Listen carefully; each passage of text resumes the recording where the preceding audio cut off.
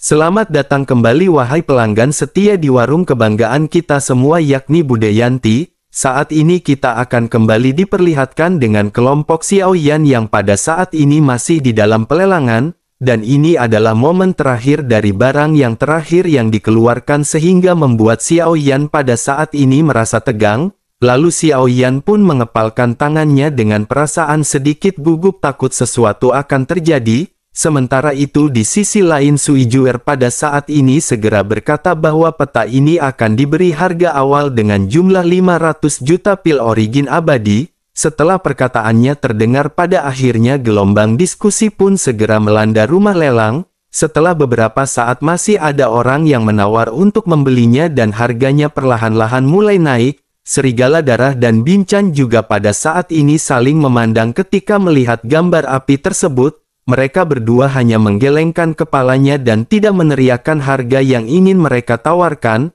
Sementara itu Ye Jiang di aliansi Dosian yang kalah 2 kali berturut dari tim Xiaoyan pada saat ini juga menatap ke arah gambar api. Alisnya sedikit berkerut karena pada saat ini dirinya tidak tahu apakah itu.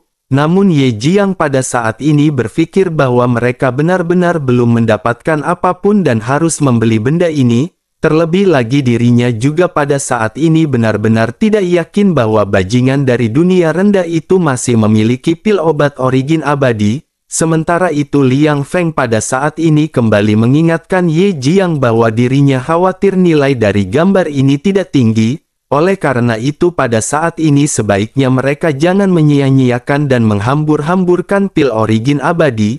Ye Jiang mengerutkan kening mendengar apa yang dikatakan oleh Liang Feng. Pada akhirnya dirinya tidak terburu-buru untuk mengikuti harganya dan dirinya hanya menunggu. Pada akhirnya pelelangan pun terus berlanjut dengan bajak penawaran hingga pada akhirnya telah menyentuh angka 1,5 miliar. Kebanyakan orang yang menawar ini benar-benar tidak mengetahui fungsi peta tersebut dan hanya ingin ikut berlelang. Sementara itu Xiaoyan juga pada saat ini merasa pusing dan hanya bisa tersenyum pahit melihat harga yang telah mencapai 1,5 miliar. Xiaoyan pada saat ini benar-benar berpikir bahwa Xiaoyan tidak boleh melepaskan peta tersebut jatuh ke tangan orang lain. Pada akhirnya Xiaoyan menoleh dan menatap ke arah Ding Yue yang merupakan satu-satunya wanita kaya kecil di antara mereka. Xiaoyan berkata kepada Ding Yue bahwa gambar ini sangat penting bagi Xiaoyan. Apakah Ding Yue masih memiliki banyak pil origin abadi di tangannya? Jika memang ada maka Xiaoyan pada saat ini berniat untuk meminjam terlebih dahulu kepada Ding Yue. Ding Yue pun mengangkat kepalanya dan melirik ke arah Xiaoyan sebelum akhirnya mengobrak-abrik cincin penyimpanannya. Dirinya segera memberikan semuanya kepada Xiaoyan memasukkannya ke dalam cincin penyimpanannya. Awalnya Xiaoyan merasa sangat senang tetapi setelah memeriksa bahwa hanya ada 200 juta pil origin abadi, dan tentu saja Xiaoyan pada saat ini benar-benar kembali menjadi lemas, Xiaoyan pada akhirnya segera berkata bahwa harganya telah mencapai 1,5 miliar. Ding Yue pun mengangkat bahu dan berkata bahwa dirinya baru saja menghabiskan semua orang pribadi miliknya. Oleh karena itu sekarang Ding Yue hanya memiliki 200 juta pil origin abadi dan itu adalah yang terakhir. Xiaoyan yang pada saat ini benar-benar tampak kesal dan hanya bisa menundukkan kepalanya. Dengan uang yang dimiliki oleh Xiaoyan pada saat ini Xiaoyan hanya memiliki total 700 juta pil origin abadi. Sementara itu pada saat ini Sui Juer ini adalah perhitungan kedua kalinya untuk angka 1,5 miliar. Pada akhirnya ketika palu hendak diketuk suara seperti anak kecil segera terdengar dengan ringan dan lincah di telinga Xiaoyan. Suara tersebut segera menawar dengan harga 1,6 miliar. Sumber suara ini adalah Ye Feiyu yang duduk di sebelah Xiaoyan dan Rancang. Mendengar teriakan yang bersumber dari arah kelompok Xiaoyan pada saat ini Ye Jiang juga menatap kembali ke arah Xiaoyan. Ye Jiang pun mengerutkan kening dan tidak menyangka bahwa di lelang ini semuanya benar-benar diambil oleh kelompok Xiaoyan. Ye Jiang pada saat ini benar-benar ingin membantai kelompok Xiaoyan untuk sekali saja di pelelangan ini. Melihat Ye Jiang yang pada saat ini sangat emosi Liang Feng pada akhirnya kembali mengingatkan Ye Jiang. Ye Jiang pada akhirnya sedikit tersadar dan pada saat ini mengurungkan niatnya untuk berhadapan kembali dengan kelompok Xiaoyan. Pada akhirnya karena tidak ada lagi penawaran tertinggi, benda tersebut segera jatuh ke tangan Ye Feiyu. Xiaoyan pada saat ini berpura-pura untuk tidak peduli, tetapi matanya tidak bisa menahan diri untuk melihat ke arah cetak biru api di tangan Ye Feiyu. Sementara itu Ye Feiyu pada saat ini membuka gambar api dengan wajah serius. Dirinya melihat pola aneh pada gambar tersebut dan mencubit dagunya dan tampak berpikir.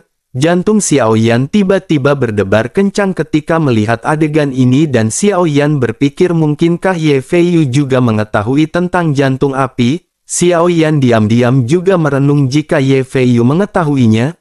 Gambar api ini benar-benar tidak akan memiliki peluang untuk didapatkan oleh Xiaoyan. Xiaoyan benar-benar tidak bisa merebutnya dari tangan Ye Feiyu karena mengingat tiga dewa telah berkontribusi banyak terhadap Xiaoyan.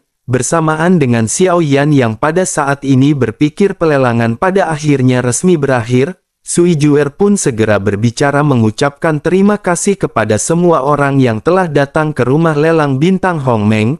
Lelang pada saat ini berakhir di sini dan dirinya berharap mereka semua mendapatkan hasil yang baik dalam kompetisi. Setelah selesai berbicara dirinya pun mengangguk dan semua orang pada saat ini keluar dari rumah lelang satu persatu. Lampu dari pelelangan juga pada saat ini segera dinyalakan dan menjadi semakin terang. Bersamaan dengan hal tersebut dapat terlihat dengan jelas bahwa orang-orang dari aliansi Dou-Xian duduk di kejauhan. Wajah mereka terlihat sangat jelek dan hampir semua wajah mereka dipenuhi dengan niat pembunuh. Ye Jiang pada saat ini berdiri dan menatap ke arah Xiaoyan dan yang lainnya. Xiaoyan juga menoleh dan menatap ke arah Ye Jiang yang pada saat ini segera membuat gerakan dengan jempol yang digeret di leher. Ye Jiang seolah-olah memberitahu Xiaoyan bahwa Xiaoyan akan segera mati di tangannya. Sementara itu Xiaoyan yang tersenyum dan mengacungkan jempol ke arah Ye Jiang. Xiaoyan pun segera mengarahkan jempolnya ke bawah dan menggelengkan kepalanya. Xiaoyan seolah-olah berkata bahwa Ye Jiang dan aliansi Dou-Xian benar-benar sampah.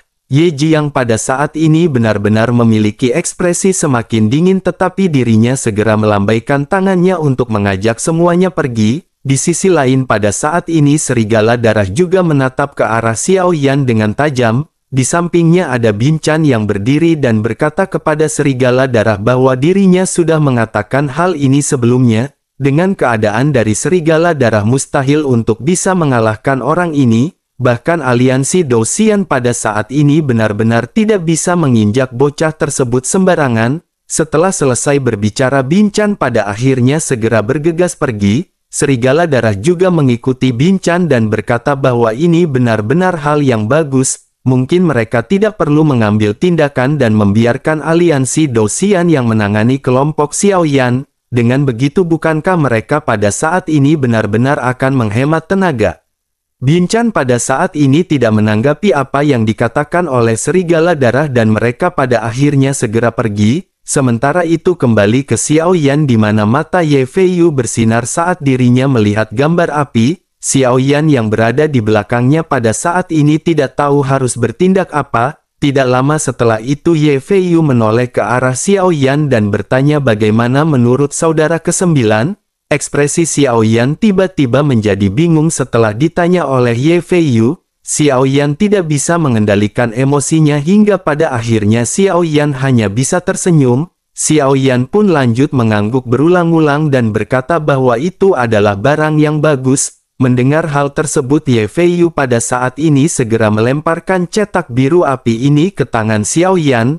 Tentu saja Xiaoyan pun buru-buru menangkapnya seperti kentang panas. Xiaoyan panik sesaat sebelum akhirnya Xiaoyan segera membuka cetak biru itu dan seketika cetak biru tersebut berubah menjadi lautan api. Xiaoyan pada saat ini sepertinya melihat api yang tidak terhitung jumlahnya yang berkumpul bersama.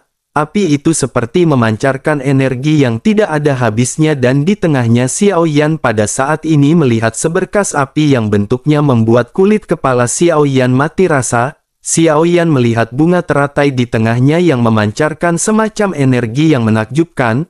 Gambar ini semua benar-benar muncul di mata Xiao Yan dan suara-suara di telinga Xiao Yan pada saat ini benar-benar tidak terdengar. Pada akhirnya Ye Feiyu berjalan ke arah Xiao Yan dan segera membangunkan Xiao Yan dan membuat Xiao Yan terkejut. Ye Feiyu pun segera mengambil gambar api di tangan Xiao Yan sementara Xiao Yan merasa lingkung. Ye Feiyu pada akhirnya segera memperhatikan cetak biru tersebut tetapi dirinya hanya menemukan garis-garis yang berantakan, dirinya hanya melihat pola berbentuk teratai hijau di tengahnya dan tidak dapat melihat petunjuk apapun, sementara itu Xiao Yan pada saat ini segera meyakini 100% bahwa cetak biru ini memang mengacu pada jantung api. Pada akhirnya Xiao Yan memaksakan dirinya dan berkata kepada Ye Feiyu apakah senior ke-8 bisa memberi Xiao Yan cetak biru api tersebut. Mendengar apa yang dikatakan oleh Xiao Yan ini Ye Feiyu pun memandang ke arah Xiao Yan dengan rasa ingin tahu. Ye Feiyu pada akhirnya segera berkata kepada Xiao Yan apakah saudara ke-9 gambar ini. Xiao Yan pun menghela nafas dan mengangguk tanpa menyembunyikan apapun kepada Ye Feiyu. Ye Feiyu pada akhirnya segera melemparkan gambar api tersebut kepada Xiao Yan. Setelah itu dirinya bertanya apakah ini penting bagi saudara ke-9. Xiao Yan pun mengangguk dan Xiao Yan pada saat ini sudah memikirkan bagaimana menjelaskan gambar ini kepada Ye Feiyu. Namun tepat ketika Xiao Yan hendak berbicara Ye Feiyu pada saat ini segera melambaikan tangannya. Dirinya segera berkata jika begitu permasalahannya maka dirinya akan memberikannya kepada Xiao Yan. Anggap saja hal itu sebagai hadiah pertemuan dari kakak senior ke-8 ini. Mendengar hal tersebut Xiao Yan pada saat ini sedikit terkejut namun Xiao Yan juga seketika menemukan bahwa Ye Feiyu telah menghabiskan banyak uang untuk benda tersebut bukan karena Ye Feiyu memang mengetahuinya. Tampaknya Ye Feiyu telah melihat ekspresi gugup dan mendesak dari Xiao Yan sebelumnya. Ye Feiyu juga tentu saja mendengar Xiao Yan yang meminjam pil origin abadi kepada Ding Yue. Ye Feiyu tidak mengenali apa api ini dan dirinya benar-benar telah membelinya. Semua ini sepenuhnya dilakukan oleh Xiao Yan dan Xiao Yan pada saat ini benar-benar tertegun menatap ke arah Ye Feiyu. Xiao Yan pada akhirnya tiba-tiba juga merasakan bahwa kuil kuno sepertinya tidak memiliki niat untuk menyakiti Xiao Yan. Terlebih lagi kuil kuno ini benar-benar telah melindungi Xiao Yan selama berkali-kali. Sekarang kedua orang ini muncul dan sangat terbuka kepada Xiao Yan. Xiao Yan pada akhirnya tiba-tiba merasakan arus hangat yang melonjak di dalam hatinya. Xiao Yan pun segera berdiri dan menangkupkan tangannya kepada Ye Feiyu sambil mengucapkan terima kasih. Ye Feiyu pada saat ini hanya tersenyum manis mendengar Xiao Yan yang pada saat ini mengucapkan terima kasih. Sementara itu Xiao Yan pada saat ini segera menyingkirkan gambar api tersebut dan berniat melakukan penelitian setelah Xiao Yan kembali. Pada akhirnya semua orang pun segera meninggalkan rumah lelang dan ketika keluar Xiao Yan segera mengucapkan salam perpisahan kepada Ran Chang dan Ye Feiyu. Setelah itu Xiao Yan juga lanjut berbelanja karena pada saat ini sedang ada pameran di sana. Xiao Yan berniat untuk membeli bahan obat yang diperlukan oleh Lang Tian untuk pemurnian. Pada akhirnya setelah selesai kelompok Xiao Yan pun segera kembali ke kediamannya. Begitu sampai Xiao Yan pada saat ini beristirahat sejenak sebelum akhirnya Xiao Yan segera mencari tempat kosong. Xiao Yan pun memasuki pagoda pemurnian dan pada saat yang bersamaan sosok Zhan Lao juga seketika muncul. Zhan Lao segera melambaikan lengan bajunya dan cetak biru api segera melayang di udara. Pemandangan yang pernah dilihat oleh Xiao Yan sebelumnya kembali muncul di depan mata Xiao Yan tetapi kali ini Xiao Yan melihatnya dengan lebih jelas. Apa yang dilihat oleh Xiao Yan adalah dasar sedingin es tetapi di bawah air yang redup Xiao Yan bisa melihat adanya nyala api yang membumbung ke langit. Zhan Lao pun melambaikan lengan bajunya dan gambar di sekitarnya pada saat ini masih terus bergerak. Di bawah dasar laut pada saat ini ada lautan api yang tidak diketahui sudah berapa lama berada di sana. Di tengah-tengah dari lautan api ini pada saat ini terlihat ada teratai hijau. Teratai hijau itu dikelilingi oleh kilau biru keunguan. Saat gambar semakin dekat semacam panas yang membakar segera membuat Xiao Yan pada saat ini berkeringat. Tidak lama kemudian teratai hijau pun muncul memancarkan cahaya yang menyilaukan seperti lampu pijar. Xiao Yan segera merasakan matanya perih tidak tertahankan dan tidak punya pilihan lain selain menutup matanya. Xiao Yan tanpa sadar bergumam bahwa semua ini benar-benar sangat mempesona. Zhan Lao yang sedikit terkejut juga bergumam bahwa ini memang benar adalah jantung api. Mendengar hal tersebut Xiao Yan pada akhirnya kembali membuka matanya. Namun pada saat ini mata hitam Xiao Yan yang awalnya pekat segera berubah menjadi sedikit keabu-abuan. Xiao Yan juga pada saat ini merasa buram dan tampaknya Xiao Yan benar-benar akan jatuh dalam kegelapan dan menjadi buta. Barulah setelah gelombang energi mengalir ke tubuh Xiao Yan mata keabu-abuan Xiao Yan menjadi kembali hitam. Xiao Yan juga menatap ke sekelilingnya dan menyadari pada saat ini semuanya kembali menjadi jelas. Menyadari hal tersebut Zhan Lao juga pada akhirnya bergumam bahwa resiko dari hal ini benar-benar sangat kuat. Zhan Lao tidak menyangka bahwa hanya dengan cetak birunya saja hampir membuat Xiao Yan buta. Zhan Lao adalah roh menara oleh karena itu cetak biru ini tidak akan membahayakan Zhan Lao. Tetapi berbeda dengan Xiao Yan karena panas terik dari jantung api ini benar-benar memiliki suhu yang tidak bisa diterima oleh Xiao Yan. Xiao Yan pun berkeringat deras pada saat ini dan perasaan barusan membuat Xiao Yan kembali tersadar. Xiao Yan mengusap matanya yang masih terasa sedikit perih dan perlahan menatap ke arah Zhan Lao. Xiao Yan pada akhirnya bertanya kepada Zhan Lao apakah yang pada saat ini ditemukan oleh Zhan Lao. Zhan Lao pun segera menjelaskan kepada Xiao Yan bahwa cetak biru ini menandai lokasi dari jantung api. Dilihat dari apa yang dialami oleh Xiao Yan barusan teratai api ini bisa membutakan orang. Oleh karena itu Zhan Lao meyakini itu adalah jantung api Bayan. Xiao Yan pun mengerutkan keningnya karena ini adalah pertama kalinya Xiao Yan melihat benda seperti ini.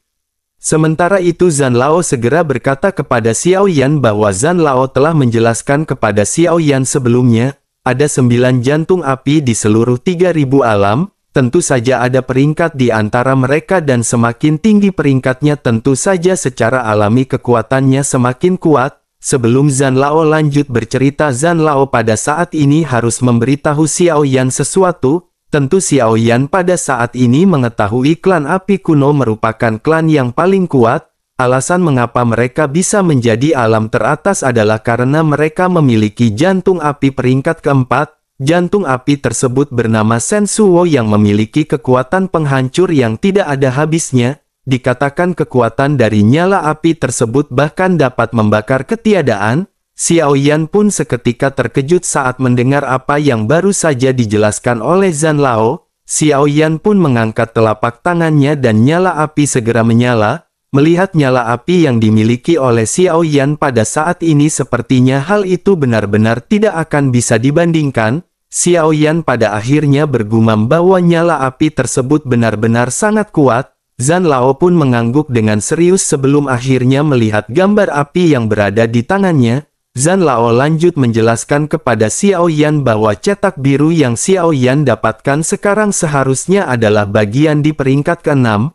Kemampuannya menurut situasi saat ini adalah dapat memancarkan cahaya yang sangat kuat dan terik. Cahaya yang dihasilkan dapat dikatakan merupakan cahaya yang paling kuat yang berada di dunia. Tetapi Zhan Lao ingat bahwa api Bayan ini sepertinya telah dimiliki oleh seseorang. Namun mungkinkah? Ketika berbicara sampai titik ini Zhan Lao pun mengerutkan kening dan merenung sejenak. Pada akhirnya setelah beberapa saat Zhan Lao kembali bergumam munculnya Bayan ini berarti Tuan Bayan tentu saja telah meninggal. Jika tidak tentu saja api Bayan ini tidak akan muncul ke permukaan. Zhan Lao pada akhirnya perlahan berbicara kepada Xiao Yan bahwa Xiao Yan benar-benar beruntung. Mari mereka melihat apakah Xiao Yan dapat menemukan jantung api Bayan peringkat ke-6 kali ini. Jika Xiao Yan bisa mendapatkannya maka seni roh pagoda pemurnian juga akan berevolusi. Bersamaan dengan hal tersebut kekuatan Xiao Yan juga tentu saja akan meningkat pesat. Xiao Yan pun mengangguk dengan berat mendengar apa yang baru saja dikatakan oleh Zhan Lao. Namun Xiao Yan pada saat ini memiliki sedikit rasa penasaran dan segera bertanya mengapa Bayan ini terlihat seperti teratai hijau. Zhan Lao pun segera menjawab bahwa Xiao Yan tidak perlu memperdulikan hal tersebut. Inti atau jantung api adalah akar dari api, bentuknya tidak dapat diprediksi dan dapat dibedakan berdasarkan kemampuannya. Adapun mengenai bentuknya, jantung api ini akan memiliki perubahan dari waktu ke waktu. Xiaoyan pada saat ini hanya harus menunggu karena cetak biru ini akan segera menuntun Xiaoyan untuk menemukannya. Xiaoyan pada akhirnya merasa tenang dan menghela nafas setelah mendengar Zhan Lao berkata seperti itu. Xiaoyan pun mengangguk dan bergumam bahwa itu benar-benar membuat Xiaoyan menantikan hal tersebut. Xiaoyan benar-benar sangat ingin melihat seperti apakah jantung api ini yang lebih kuat daripada api surgawi. Mungkinkah Xiaoyan benar-benar akan memiliki keberuntungan untuk bisa bertemu dengan 9 jantung api yang berada di dunia? Pada akhirnya setelah menyelesaikan permasalahan ini, Xiaoyan pun segera keluar dari pagoda pemurnian. Xiaoyan dan yang lainnya pada saat ini memutuskan untuk beristirahat karena masih ada waktu 10 hari sebelum kompetisi dimulai. Dengan waktu 10 hari ini benar-benar tidak cukup untuk berkultivasi dan semua orang hanya bisa memanfaatkan waktu tersebut untuk berleha-leha. Pada akhirnya waktu pun berlalu dengan cepat dan kebisingan di seluruh paviliun bintang Hongmeng menjadi semakin intens. Tim Fearless juga pada akhirnya pada saat ini segera berkumpul dan siap berangkat. Setelah semua orang keluar ruangan dan bersiap, pada akhirnya Xiaoyan berkata agar tim Fearless pada saat ini segera pergi. Semua orang mengangguk dan pada saat ini kelompok Xiaoyan segera bergegas. Setelah pencerahan, kekuatan semua orang pada saat ini telah semakin meningkat, namun karena pencerahan bintang 10 ini telah didistribusikan energinya secara alami jauh lebih sedikit dan peningkatannya tidak terlalu besar. Setelah pencerahan, Xiaoyan menerobos ke Douxian puncak bintang 2 dan hanya selangkah lagi menuju ke Douxian bintang 3.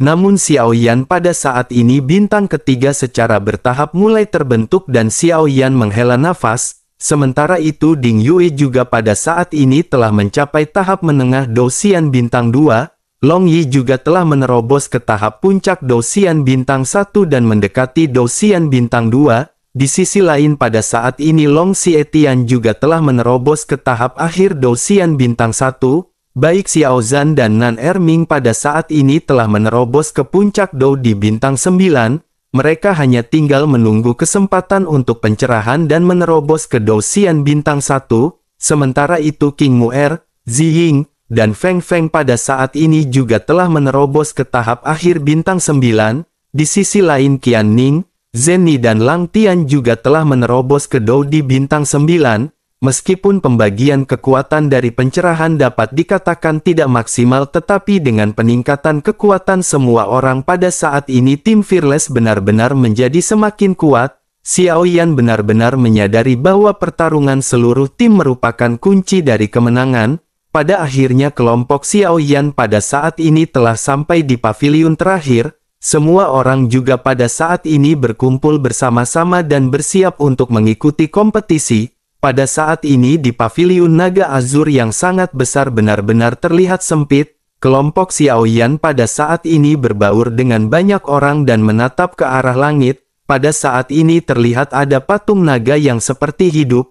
Naga itu memancarkan energi yang mendominasi yang tidak ada habisnya, membuat semua orang merasa takjub. Bahkan Long Yi dan Long Xietian yang memiliki darah klan naga pada saat ini bisa merasakan energi tersebut. Di bawah istana naga azur ini lautan manusia benar-benar mulai melonjak dan jumlah orang terus bertambah. Kelompok Xiaoyan pada saat ini berjalan perlahan dengan semua orang di sekitar yang memandang mereka dengan kagum. Hal itu dikarenakan pada saat ini ada lencana pedang emas yang berada di dada Xiaoyan dan yang lainnya. Simbol ini secara alami dikenali oleh semua orang yang datang untuk berpartisipasi dalam kontes. Simbol ini menandakan tingkat eselon yang merupakan eselon tingkat 1 yang merupakan kekuatan tertinggi, bersamaan dengan kerumunan yang pada saat ini menimbulkan gemuruh. Dua sosok pria tua pada akhirnya segera muncul dan sosok ini adalah Ji Jun dan Qiu Jun. Dengan kemunculan kedua sosok ini pada akhirnya kerumunan pun seketika menjadi hening. Qiu Jun pada akhirnya segera berkata, pertama-tama semua orang tentu saja telah mengetahui aturan yang ada, oleh karena itu dirinya tidak akan memperkenalkan lebih banyak mengenai aturan tersebut. pada saat ini dirinya ingin mengundang tim eselon 1 terlebih dahulu. Setelah itu Kyu Jun pun melambaikan lengannya dan mengisyaratkan kepada tim eselon 1 untuk maju. Pada akhirnya terjadi keributan di kerumunan dan beberapa sosok segera terbang menuju ke arah atas Istana Naga Azur. Xiao Yan melihat ke atas dan pada saat ini Xiao Yan menyadari ada ribuan orang yang berdiri di sana. Xiao Yan pada akhirnya segera menginjak tanah dan sosoknya perlahan terbang diikuti dengan kelompoknya. Begitu Xiao Yan melesat pada saat ini Xiao Yan menatap ke arah Ji Jun yang mengedipkan matanya pada Xiao Yan, seolah-olah Ji Jun pada saat ini berkata bahwa dirinya sangat optimis tentang penampilan Xiao Yan. Keringat dingin pada akhirnya muncul di dahi Xiao Yan dan Xiao Yan pada akhirnya segera sampai di platform. Pada saat ini Xiao Yan langsung merasakan tekanan dan tekanan ini datang dari ribuan sosok yang berdiri berdampingan dengan Xiao Yan. Xiao Yan tidak banyak mengenal orang di sini tetapi samar-samar Xiao Yan bisa melihat beberapa orang yang Xiao Yan kenali. Xiao Yan menyadari bahwa pada saat ini ada Ye Jiang dari aliansi Dosian, ada juga Binchan dan Serigala Darah dari tim Dewa Darah. Tampaknya pada saat ini kedua kekuatan ini akan menjadi musuh kuat Xiao Yan di dunia ilusi. Memikirkan hal ini Xiao Yan pun segera menekan emosinya ini dan menatap ke sekeliling. Xiao Yan menyadari ada 1000 tim eselon 1 dan pada saat ini sepertinya totalnya mencapai hampir 20.000 orang.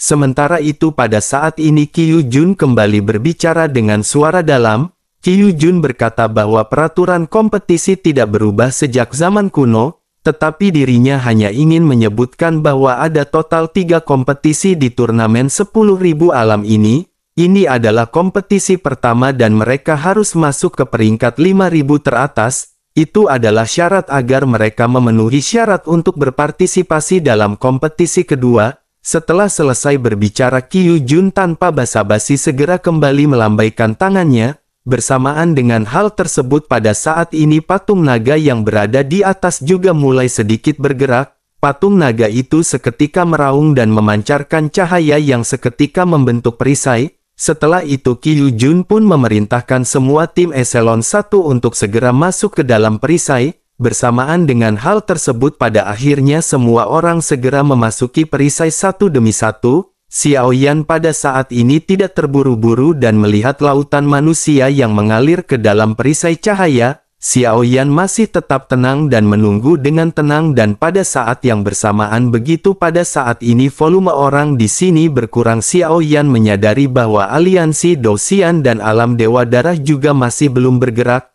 Ye Jiang pada saat ini meledek ke arah Xiao Yan bahwa ini benar-benar menarik. Dirinya sangat berharap bisa bertemu dengan Dosian Bintang 2 setelah dirinya masuk ke tirai cahaya. Mendengar hal tersebut Xiao Yan pada saat ini hanya tersenyum meledek sebelum akhirnya mulai bergerak. Kelompok di belakang Xiao Yan juga pada akhirnya segera mengikuti Xiao Yan memasuki perisai cahaya. Dan barulah setelah kelompok Xiao Yan masuk pada saat ini baik orang-orang dari aliansi Dosian maupun alam Dewa Darah segera bergegas juga untuk melakukan pengejaran janda bohai Tato Naga Bonar Kayang.